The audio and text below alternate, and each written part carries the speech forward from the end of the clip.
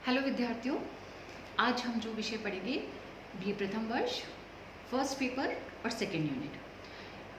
Second unit यानी basic जो concept of sociology हैं, यानी समाजशास्त्र की जो मूलभूत अवधारणा है उनको हम यहाँ पर पढ़ेंगे। मूलभूत अवधारणाओं में जो सबसे पहली अवधारणा है वो है समाज, यानी जो कि हम पिछले फर्स्ट यूनिट में पढ़ चुके हैं। समाजशास्त्र किसे कहते हैं, समाजशास्त्र किस चीज़ का अध्ययन करता है, समाजशास्त्र की प्रकृति क्या है, समाजशास्त्र सामाजिक विज्ञान है या समाजशास्त्र प्राकृतिक विज्ञान है, विज्ञान किसे कहते हैं, सोशोलॉजी एज अ साइंस हमने पढ़ा समाजशास्त्र का अन्य समाज विज्ञानों से क्या संबंध है।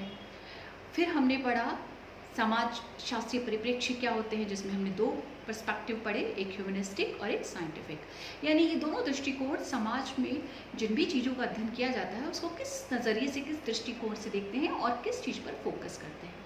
तो फर्स्ट यूनिट पढ़ने के बाद, जो कि हमने बहुत डिटेल में पढ़ी, आपको ये समझ आ गया होगा कि समाजशास्त्र वास्तव में किस चीज़ का अध्ययन करता है या समाजशास्त्र किस चीज़ पर फोकस करता है। चलिए अब हम अपनी सेकेंड यूनिट स्टार्ट करते हैं, जिसमें पहला कंसेप्ट है हमारा समाज, सोसाइटी। इसके दो अर्थ हम समझने का प्रयास करेंगे। एक है लोकप्रिय अर्थ यानी पॉपुलर मीनिंग ऑफ सोसाइटी, और दूसरा सोशियोलॉजिकल मीनिंग ऑफ सोसाइटी यानी समाजशास्त्रीय संदर्भ क्या है इसका। जब हम जन सामान्य की भाषा में कहते हैं या लोकप्रिय अर्थ में कहते हैं कि समाज क्या है, तो हम कहते हैं कि समाज लोगों का एक समूह है। आप किसी भी व्यक्ति से आप पूछे समाज में, तो आप उससे जानने की कोशिश करें व्हाट इज सोसाइटी, तो वो कहेगा जहाँ लोग रहते हैं वो समाज है, या लोगों के समूह को, झुंड को वो समाज कहते हैं। ये तो हो गया इसका पॉपुलर मीनिंग, जो कि समाजशास्त्रीय संदर्भ में बिल्कुल अलग होता है। समाजशास्त्रीय संदर्भ के विपरीत होता है। समाजशास्त्री कहते हैं कि समाज का अर्थ संबंधों और अंतःक्रियाओं के जाल से है। यानी सोसाइटी कैसे बनता है, संबंधों से बनती है, सोशल रिलेशन से बनती है या इंटरैक्शन। तो सामाजिक संबंधों और अंतःक्रियाओं की जटिलता को समाज कहते हैं, जो मानव की आवश्यकताओं की पूर्ति के लिए निर्मित किया जाता है। ठीक है, आप ये देखिए, जो आदिम समाज था उस समय में, जो जिसको हम आज आदिम समाज कहते हैं, या उस समय में सोसाइटी का कोई कंसेप्ट नहीं था। Society, family, marriage institution, religion, state, कोई भी सिस्टम ऑपरेट नहीं होता था। उस समय लोग झुंड में यानी अरण्य अवस्था में रहते थे। बर्बर जंगली अवस्था जो थी वो सब थी, और वहाँ लोग झुंड में रहते थे, किसी से भी कोई भी रिलेशन बना लेता था। आप लोगों ने एंथ्रोपोलॉजी में पढ़ा होगा, या अब आगे भी आप पढ़ेंगे कि मानव शास्त्र जो एंथ्रोपोलॉजी समाजशास्त्र की एक ब्रांच भी है, सोशल एंथ्रोपोलॉजी, और एक सेपरेट सब्जेक्ट के रूप में भी हम पढ़ते हैं। तो जो प्रारंभिक जो मानव था वो अरण्य अवस्था में था। तो वो जो आदिम समाज था, वहाँ पर जिसको आज आप समाज कह रहे हैं, उस समय में समाज शब्द नहीं था, क्योंकि कोई भी संगठित फॉर्म नहीं था समूह का। तो अगर आप इसकी डेफिनेशन करेंगे एक लोकप्रिय अर्थ में समाज की, तो हम कहते थे कि लोगों का समूह समाज है। और समाजशास्त्र से हमने कहा कि सामाजिक संबंधों और अंतःक्रियाओं की जटिलता से समाज बनता है, और ये मानव आवश्यकताओं की पूर्ति के लिए निर्मित होता है। चलिए अब सवाल उठता है, हमने कहा समाज संबंधों से बनता है, अंतःक्रियाओं से बनता है, तो इसका मतलब होता है हमें अब समझना होगा what is relations, what is social relations. तो संबंध कैसे बनते हैं, सामाजिक संबंध बनते हैं अंतःक्रिया से, यानी इंटरैक्शन से। अंतःक्रिया करने के लिए क्या चाहिए, कम से कम दो व्यक्ति, दो या दो से अधिक व्यक्ति शब्द नहीं इस्तेमाल करके मैं आपको बताऊंगी कि हम सोशल एक्टर या सोशल यूनिट, हिंदी में सामाजिक इकाई या सामाजिक कर्ता शब्द इस्तेमाल करते हैं, क्योंकि हम ये मानकर चलते हैं कि व्यक्ति शब्द जो है या इंडिविजुअल शब्द जो है वो मनोविज्ञान की विषय वस्तु है। तो हम उस शब्दावली को इस्तेमाल ना करके जो है, मैं बार बार जब हम पूरा आगे टॉपिक पढ़ेंगे और दोनों पेपर पढ़ेंगे, तो आप मेरे मुँह से सामाजिक इकाई या सामाजिक कर्ता शब्द इस्तेमाल करते हुए सुनेंगे, और यही आपको भी इस्तेमाल करना है। तो जो दो या दो से अधिक सामाजिक कर्ता या सामाजिक इकाई हैं, यानी जिसे अभी आप व्यक्ति के रूप में समझ लीजिए, वो क्या करते हैं, वो जब मतलब अंतःक्रिया करने के लिए आपको दो या दो से अधिक सामाजिक इकाई और कर्ता चाहिए। वो सामाजिक इकाई अंतःक्रिया करेंगे, उसके लिए क्या चाहिए, अंतःक्रिया करने के लिए हम संपर्क करते हैं और संचार करते हैं, यानी contact and communication. They are two important element for social interaction. तो सामाजिक अंतःक्रिया करने के लिए दो इंपॉर्टेंट एलिमेंट्स हैं, संपर्क और संचार। आपको किसी के साथ अंतःक्रिया करनी है यानी इंटरेक्शन करना है, बातचीत करनी है, तो आप क्या करते हैं, पहले उससे संपर्क साधते हैं और फिर अपनी बात उसको कहते हैं और वो अपनी बात आपको यानी वो आपको प्रत्युत्तर देता है। तो संचार हुआ और संवाद हुआ और कांटेक्ट हुआ। तो अंतःक्रिया करने के लिए हमने संपर्क किया और संवाद किया और संचार किया। अब एक बार आपने किसी व्यक्ति से संपर्क किया, संचार किया, तो वो जो अंतःक्रिया है वो अंतःक्रिया तो है लेकिन संबंध नहीं है। अंतःक्रिया की जब पुनरावृत्ति होती है, हम बार बार उससे संपर्क और संचार करते हैं, तब जाके वो संबंधों में परिवर्तित होता है। समझ में आया? यानी समाज बनता है संबंधों से, संबंध बनते हैं अंतःक्रिया से। अंतःक्रिया के लिए चाहिए आपको संपर्क और संचार, और जब इनकी बार बार पुनरावृत्ति होती है इस अंतःक्रिया की, इसमें मीनिंग होता है, कोई पर्पस होता है, तब वो समाज को निर्मित करता है। क्लियर है? यानी संबंधों के जाल से समाज बनता है। चलिए अब आगे चलते हैं। अब होता है कि ये जो संबंध हैं, ये जो सामाजिक संबंध बने, ये इसके कई फॉर्म्स हो सकते हैं, इसके कई स्वरूप हो सकते हैं। ये औपचारिक, अनौपचारिक हो सकते हैं यानी फॉर्मल, इनफॉर्मल हो सकते हैं। ये प्राथमिक, द्वितीयक यानी प्राइमरी और सेकेंडरी हो सकते हैं। और तीसरा, ये प्रत्यक्ष और अप्रत्यक्ष यानी डायरेक्ट और इनडायरेक्ट प्रकार के हो सकते हैं। ठीक है? प्राथमिक, द्वितीयक हो सकते हैं, प्रत्यक्ष, अप्रत्यक्ष हो सकते हैं, और औपचारिक, अनौपचारिक यानी फॉर्मल, इनफॉर्मल हो सकते हैं। इससे आगे बढ़ते हैं। संबंध जो है, चूंकि वो जटिल होते हैं और उसके विभिन्न स्वरूप होते हैं, चूंकि उनके विभिन्न स्वरूप हैं जो मैंने अभी बताया, तो इसलिए इसमें जटिलता होती है। और जिनमें जटिलता होती है उनको आप देख नहीं सकते, संबंध हमें दिखाई नहीं देते।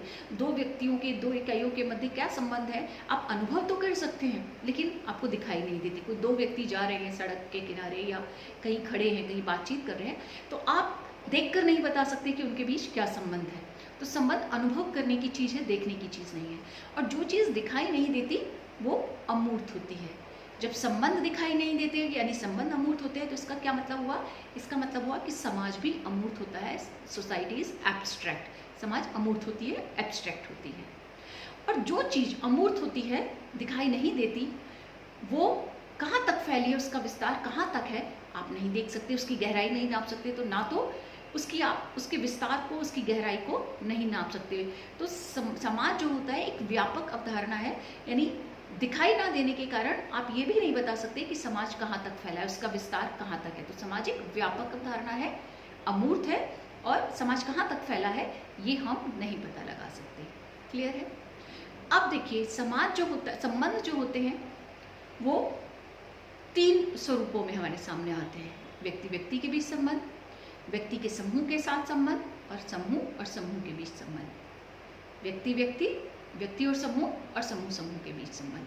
तो संबंधों में बहुत जटिलता होती है, और जटिल होने के कारण ही संबंध जो होते हैं व्यापक भी होते हैं और अमूर्त या गैर अवलोकनीय भी होते हैं।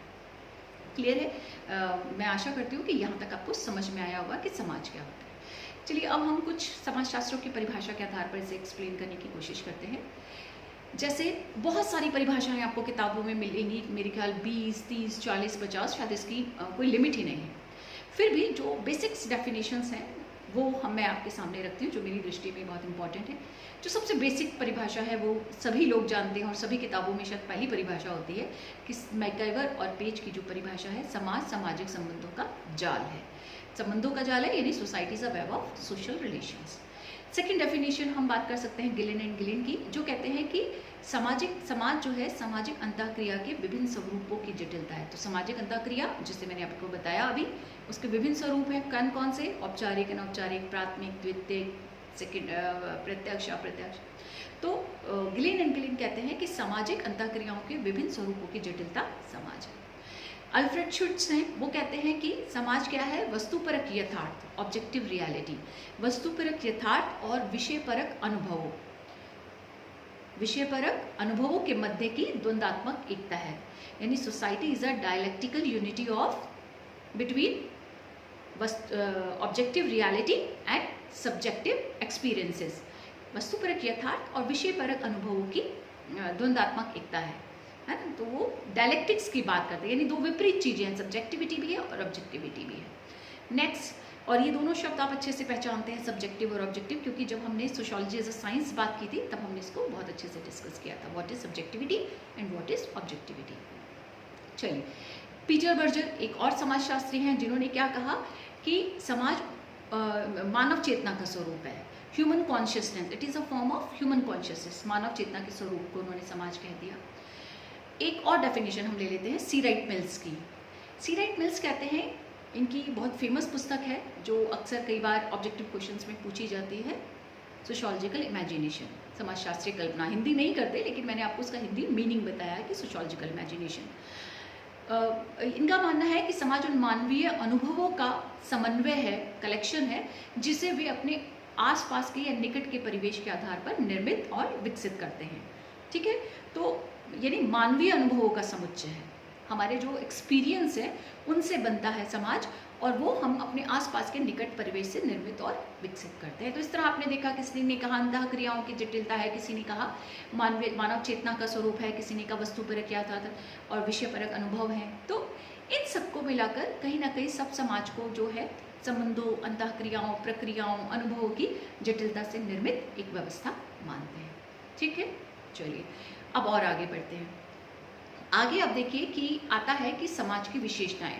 परिभाषाओं को समझने के बाद हमें उसकी विशेषताएं समझने की ज़रूरत पड़ती है। हम विभिन्न परिभाषाओं को समझ के उसमें से विशेषताएं ड्रॉ कर सकते हैं। जैसे पहला, समाज किससे बनता है? संबंधों के जाल से। तो समाज संबंधों का जाल है, पहली कैरेक्टरिस्टिक हो गई। नेक्स्ट जो हमने पढ़ा कि संबंध दिखाई नहीं देते, इसका मतलब समाज अमूर्त व्यवस्था है। समाज एक परिवर्तनशील व्यवस्था है। क्यों?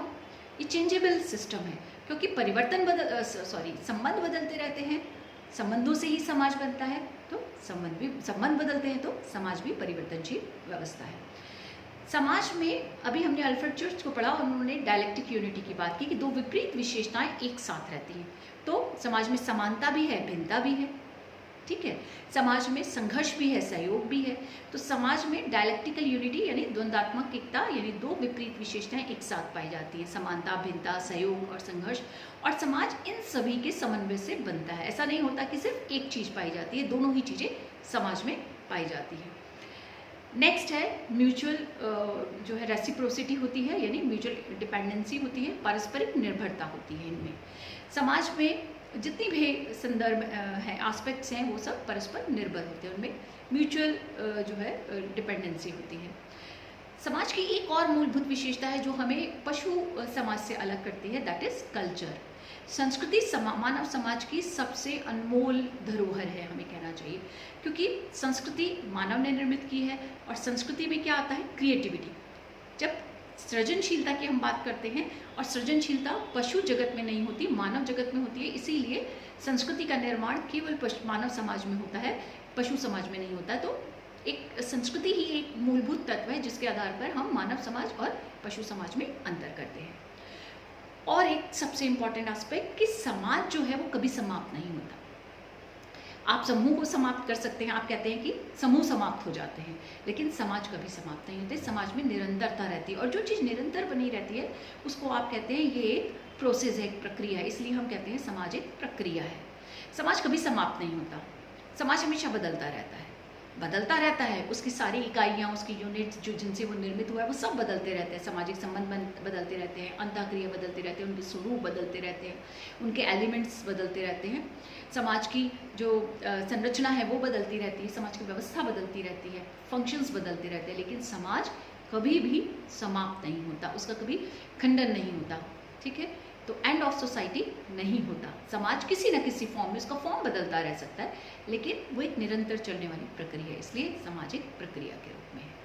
ठीक है, मैं उम्मीद करती हूँ बच्चों आपको समाज क्या है ये समझ में आया होगा, और समाज की परिभाषाएं आपने समझने के प्रयास किया, और समाज की विशेषताओं को हमने समझने का प्रयास किया।